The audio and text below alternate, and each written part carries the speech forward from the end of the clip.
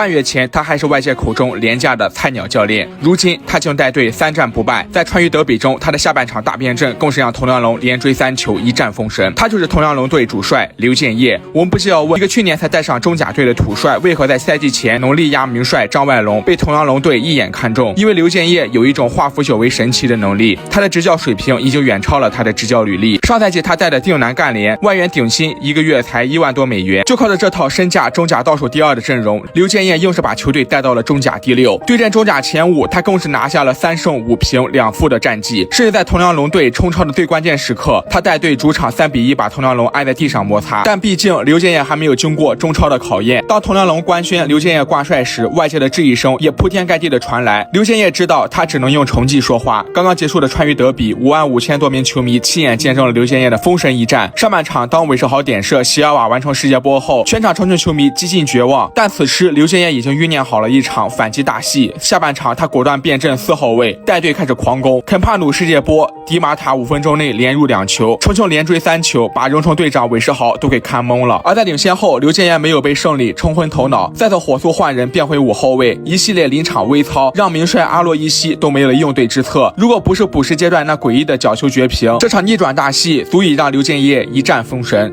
无独有偶，第2轮面对辽宁铁人，刘建业在1比0领先的情况下，竟然一口气换下了3名外援。也正是这一操作，让球队最终守住了队史的中超首胜。一个中超菜鸟教练为何临场指挥时如此勇猛，一次次的下险棋？因为他有足够的底气，他对球队足够了解。赛季前为了备战中超，他经常大半夜不睡觉，一个人在录像室里剪辑视频给球员们复盘。他还曾跑去德国自费培训，集训的时候他总是亲自下场跟队员们练传球、上身体对抗。执教生涯起步很低，常年打下手，直到去年才混上中甲队主教练的他，拥有着从泥里摸爬滚打出来的务实，而这份务实也正是一支中超升班马最需要的。除了刘建业，本轮李金羽、郑智均带各自主队拿下赛季首胜。这些80后、85后国产少帅正在飞速成长。相比大牌外教，他们或许没有闪耀的履历，但他们足够务实，足够用心，真的把球队当成自己家来捍卫，这就是自己人的优势。你如何评价刘建业执教的表现呢？他能把铜梁龙带到什么高度呢？